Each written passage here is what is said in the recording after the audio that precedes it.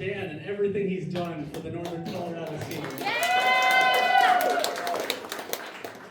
Dan, before I start, I just want to say we're going to miss you around here. You've been great to have around, do comedy with. And I hope you find even neuter hot springs in South Dakota. I still remember the first joke I heard Dan tell. He said he radiated big hamster energy. And I still love that. I radiate big hobbit energy, so we're a good pair. I've never been tested for autism, but I do really enjoy drawing maps.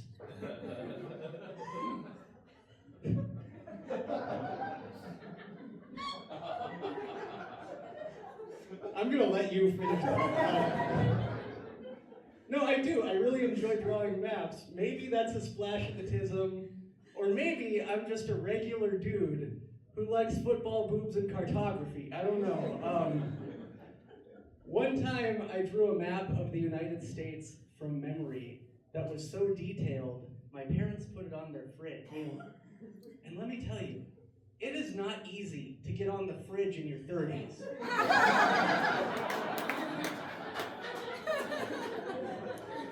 The goalposts have shifted. Yeah. I recently found out that I'm gluten intolerant, and I'm afraid to tell my family because they're from the Midwest. They're not gluten intolerant tolerant, you know? They're already praying for me because they found out I'm agnostic. I can't tell them I gave up Jesus and bread. Like, it's too much. I may as well carve a pentagram in the kitchen table. I prefer to just ignore my gluten intolerance like a man. But I took a month off of gluten, and it was annoying how much of a difference it made. I've always looked like a sprightly forest gnome. Off the gluten, I felt like a sprightly forest gnome. After 1 week, my stomach started feeling better. After 2 weeks, I started sleeping better, thinking more clearly. After 3 weeks, I could see around corners. I'd just be watching TV like, the cat's behind the fridge. And I've realized if the gluten-free people were right this whole time, it makes me wonder who else I've been ignoring that I shouldn't be ignoring. So I'm gonna try Mormonism. And I think I could do it. I think I could be a gluten-free Mormon. Just go door to door giving people flax muffins and inviting them to church.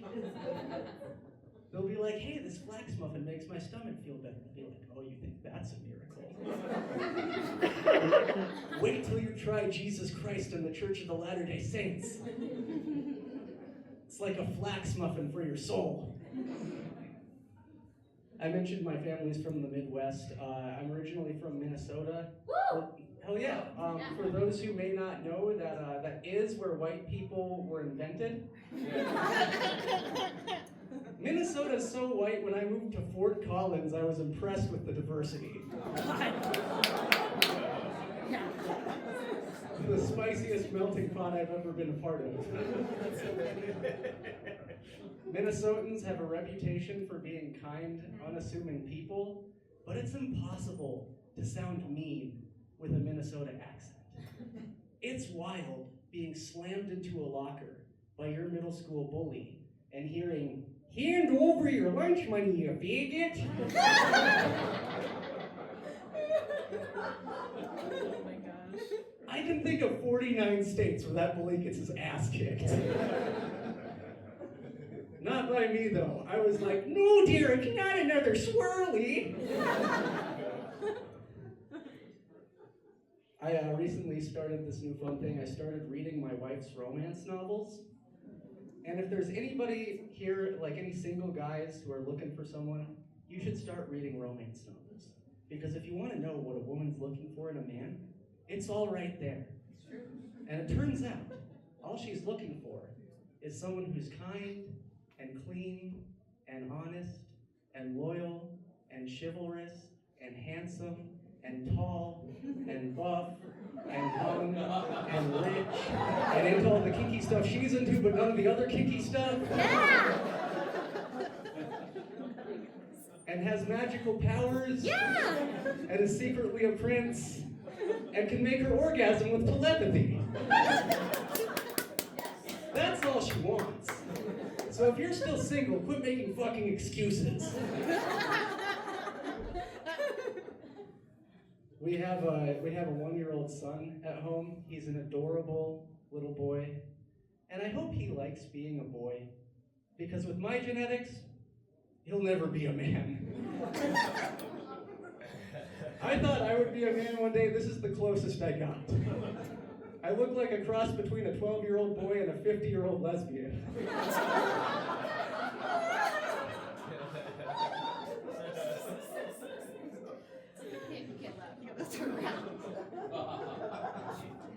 The doctor recently told us that our son is underweight. And look, we feed this kid constantly. One of his first words was cake. And maybe that's because he already likes big asses. I don't know. But like, we feed him all the time. The problem is that I'm this skinny, and I married someone this skinny. Never go double skinny. My parents were both skinny. His parents are both skinny. It's like we're breeding down to become horse jockeys. It's made me realize that we've got to stop making fun of couples when it's a skinny guy and a bigger gal. They're doing the Lord's work. They're evening out the gene pool. Here comes the bride, big, fat, and wide. Here comes the groom, skinny as a broom. That's body shaming, and I won't stand for it. Here comes the bride. What matters is what's inside. Here comes the groom. He's stronger than you assumed. The groom can bench 135. That's almost his body weight. Leave him alone. Did the bar go all the way to the groom's chest? The groom doesn't have a chest. That's some bullshit, by the way. It's easy to touch the bar to your chest when you're built like a refrigerator. For me to touch the bar to my chest, I have to do one of these. That's not good for your elbows. I can't bench. I'm built like a meerkat. Like, doesn't work. Despite my build, I do think that I'm strong enough to protect my family from danger, but nobody seems to believe me. Like you, sir, do you think you could kick my ass? Yeah. You know, I was expecting the yeah, but I was also hoping for a courtesy hesitation. And I do want you to know, I like your confidence. I like your confidence. I like you. I will be waiting for you in the parking lot. We already know you could kick my ass. There's no point. Ask me. I am trained in the most deadly martial art on the planet, Tai Chi. Ha! I could kick anyone's ass in slow motion.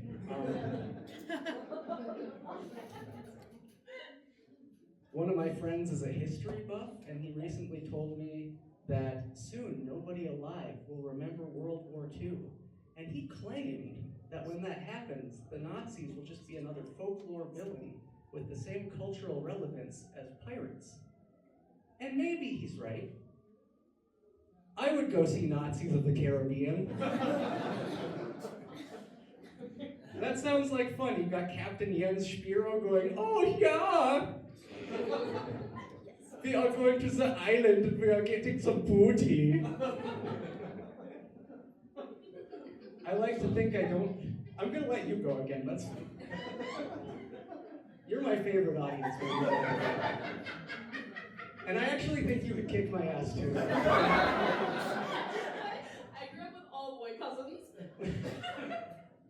Yeah, so you know how to rumble. This is what I'm talking. Okay. No, I like to think that I don't have a lot in common with Nazis or pirates. But we do all really like maps. I would have been a 5-star recruit. Like, if you want to find the Black Pearl or the Ark of the Covenant, I'm your guy. I think one of the things that I like most about being a dad and having a kid now, I'm excited to have a kid who thinks that my 2000s emo music is classic rock. Because they are classics. I think all the greats from Mozart to Michael Jackson, they all walked so My Chemical Romance could run. Fuck yeah.